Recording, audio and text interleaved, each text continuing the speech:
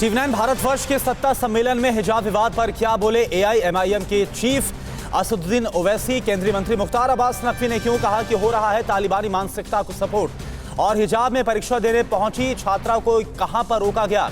School college में हिजाब पहनने को लेकर बड़े विवाद से जुड़ी बड़ी खबरें आप देखिए। टॉप 9 हिजाब विवाद। टीवी9 भारतवर्ष के सत्ता सम्मेलन में एआईएमआईएम चीफ असदुद्दीन ओवैसी ने कर्नाटक की लड़कियों के स्कूल में हिजाब पहनने की मांग का समर्थन किया है। उन्होंने पूछा कि हिजाब से बीजेपी सरकार के पेट में दर्द क्यों है, जबकि इस मुद्दे पर अखिलेश यादव और मायावती की चुप्पी पर भी सवाल उठाया है। अगर अखिलेश ये समझ रहे हैं, बसपा ये समझ रही है कि ये अगर हम नहीं बोलेंगे तो हमको नॉन मुस्लिम वोट मिलेगा, बहुत बड़ी गलती कर रहे हैं। कर्नाटक हिजाब विवाद में नारा लगाने वाली लड़की के लिए कई लोगों ने इनाम का ऐलान किया है। केंद्रीय मंत्री मुख्तार अब्बास नकवी ने टीवी9 भारतवर्ष के सम्मेलन में ऐसे लोगों पर तालिबानी मानसिकता को प्रमोट करने का आरोप लगाया, तालिबानी षड्यंत्र और साजिश बताया। आप उस चीज को प्रमोट कर रहे हैं जो चीज की तालिबानी मानसिकता और तालिबानी षड्यंत्र और साजिश है। टीवी9 के सत्ता सम्मेलन में आप नेता संजय सिंह ने हिजाब विवाद के राजनीतिकरण करने का आरोप लगाया है। उनके मुताबिक कोई क्या पहनेगा ये उसकी अपनी सोच होनी चाहिए। 90 साल तक आरएसएस और बीजेपी के लोग हाफ पैंट पहन के घूमते रहे, किसी ने आपत्ति की? बाद में उनको 90 साल के बाद लगा हमें फुल पहनना चाहिए, वो फुल पहनने लगे। कोई क्या ड्रेस पहनेगा ये उसकी अपनी सोच होनी चाहिए। हिजाब विवाद को लेकर समाजवादी प्रमुख अखिलेश यादव ने अभी तक चुप्पी साधी हुई है, लेकिन टीवी9 भारतवर्ष के सत्ता सम्मेलन में एसपी नेता मसूद हसन ने हिजाब पर मचे बवाल को बीजेपी की प्लानिंग करार दिया। उन्होंने सवाल उठाया कि कर्नाटक में हिजाब के खिलाफ प्रदर्शन करने वालों के पास एक जैसे इतने सारे केसरिया गमछे कहां से आए।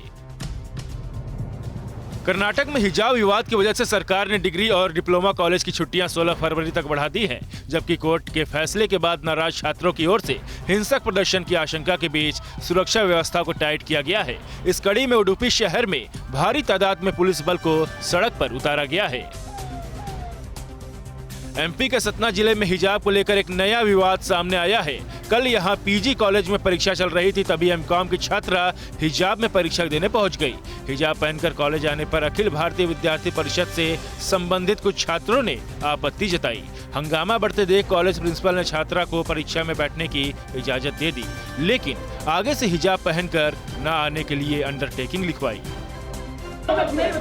राजस्थान में जयपुर के ग्रामीण कस्बे चाकसू के एक निजी कॉलेज प्रशासन की ओर से बुर्का पहनकर जाने वाली छात्राओं को रोकने के बाद हंगामा शुरू हो गया। कॉलेज प्रशासन की ओर से यूनिफॉर्म के लिए टोका गया, जिसकी वजह से ये छात्राएं नाराज हो गयीं। नाराज छात्राओं ने अपने परिजनों को सूचना देकर मौके पर बुला लिया। इसके बाद काफी देर तक हंगामा चलता रहा।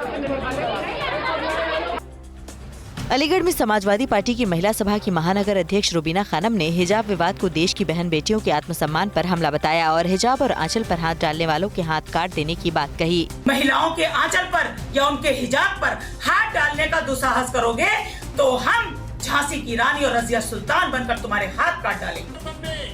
यूपी के बहराइच में एक जनसभा के दौरान बीजेपी सांसद बृजभूषण शरण सिंह ने हिजाब मामले पर प्रियंका गांधी की प्रतिक्रिया को तालिबानी सोच करार दिया है।